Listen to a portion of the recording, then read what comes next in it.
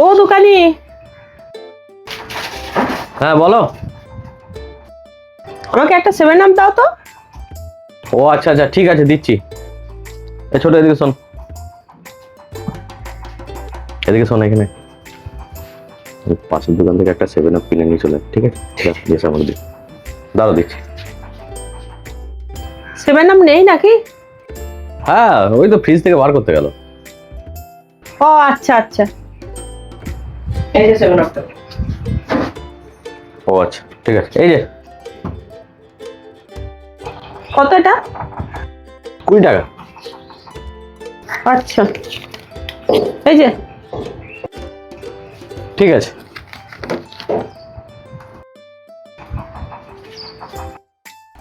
আচ্ছা, তোমার ব্যাপারটা তো আমি কিছু বুঝলাম না। এই ঠান্ডাটা 20 টাকা দিয়ে অন্য দোকান থেকে কিনে আনলে, দিয়ে আবার এখানে 20 টাকা দিয়ে বিক্রি করলে, এতে তোমার তো লাভও কিছু হলো না, লসও কিছু হলো না, কিছুই তো আমি বুঝতে পারলাম না। আরে ও তুই বুঝবি না গো, এসব ব্যাপার পরে বুঝবি, যা তুই তোর কাজ কর। এটা 20 টাকা 7 আপ দাও তো। 7 আপ একটা, এই ছোট একটা 7 আপ এনে দে তো। দেই। দিচ্ছে।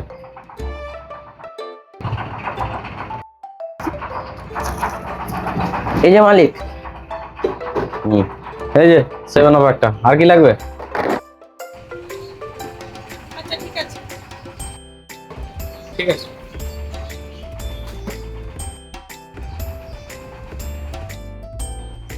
এই এদিকে শোন, এখানে শোন। দেখলি তো, তুই কালকে জিজ্ঞেস করছিস আমাকে 20 টাকার মাল কিনে নিয়ে এসে 20 টাকা দিয়ে বিক্রি করতে তোমার লাভ থাকে।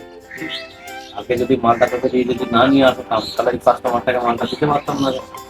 কালকে ও মালটা আমার দোকানে পেয়েছে বলে আবার আজকে সেই মালটার জন্য আমার দোকানে এসছে। যদি না পেতো তাহলে আসতো না। তাহলে একটা কাস্টমার খারাপ হয়ে যেত আমার, বুঝতে পারলি? তোমার তো খুব বুদ্ধি গো। বুদ্ধি রাখো গো। যা যা যা, কাজ কর। বুদ্ধি না থাকলে ব্যবসা করা যাবে না। এখানে শ্যাম্পুটা পেলাম আর বাকি মাল দুটো পেলাম না। দেখি এই দোকানে নিতে হবে। দোকানি, হ্যাঁ বলো, এই শ্যাম্পুটা কোথা থেকে নিলে? ওই হাবলদার দোকান থেকে নিয়ে এলাম। কত দাম নিল? ওই 105 টাকা নিল। হ্যাঁ, দামটা অনেক বেশি নিয়ে নিলো গো। আমার কাছে যদি নিতে তুমি এটা 85 টাকা দাম নিতে হবে। 85 টাকা? ও তোমার কাছে 105 টাকা নিল। তুমি দাঁড়াও, আমি ফেরত দিয়ে আসছি। বেশ বেশ, ঠিক আছে। ওই শ্যাম্পুটা দিয়ে দাও, একটা সাবান দেবে আর একটা নিয়ার তেল দেবে।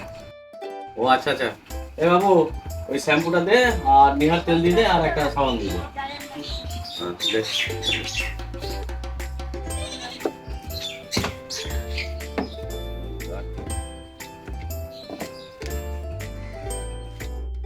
আচ্ছা, এই 3টে মালে কত হলো? বলে দিচ্ছি।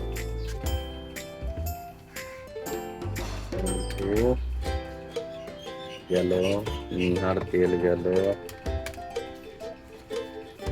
একটা সিম্পল সাবান, 275 টাকা হচ্ছে। ও আচ্ছা আচ্ছা,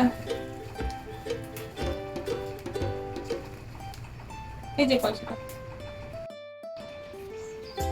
130, ঠিক আছে।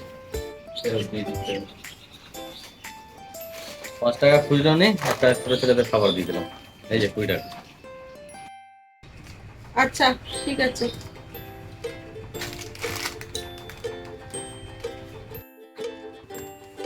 বলছি, ওই শ্যাম্পুর বোতলটা তো 105 টাকা ছিল, তুমি 85 টাকায় বিক্রি করে দিলে, এটা তো তোমার লস হয়ে গেল গো।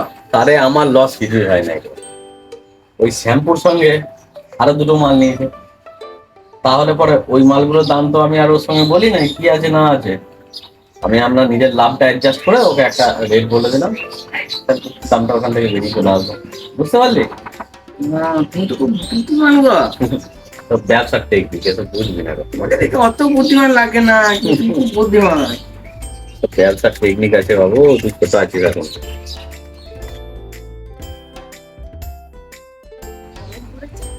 একটা সসের প্যাকেট দাও তো।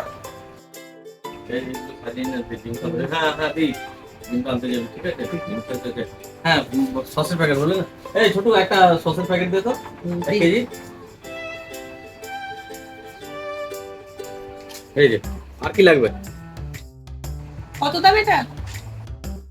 সসটার দাম তো, এর স্টকটা আমি লিখে রাখি নাই, তাও জিজ্ঞেস করে বলে দিই। ছোট, হ্যাঁ, এই সসটার কি দাম আছে? 95 টাকা। 65 টাকা দাম আছে।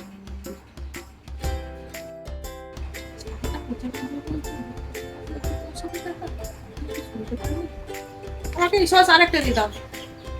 ও আরেকটা লাগবে। এই ছোট, আরেকটা সস দে তো। দিই। নিয়ে আসো। এই যে আর কিছু লাগবে? তাহলে 130 টাকা হচ্ছে। এই যে টাকাটা।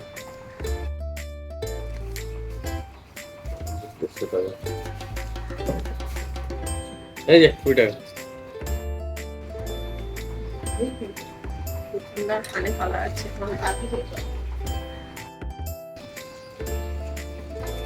বলছি ওই সসটার দাম তো 95 টাকা ছিল, তুমি ওকে 65 টাকায় দিয়ে দিলে। আরে শোন, যখনই আমি স্টক তোকে দিয়ে লেখাই যে কোনো মালের না, আমি জানি যে কাস্টমারের সামনে তোকে যদি সঠিক দামটা বলে দিই তুই সঠিক তাই বলবি। তুই 10-20 টাকায় কি বলতো, সবসময় বাড়িয়ে দামটা তোকে বলে লিখে রাখি, আর আমি 10-20 টাকা কমিয়ে বলি।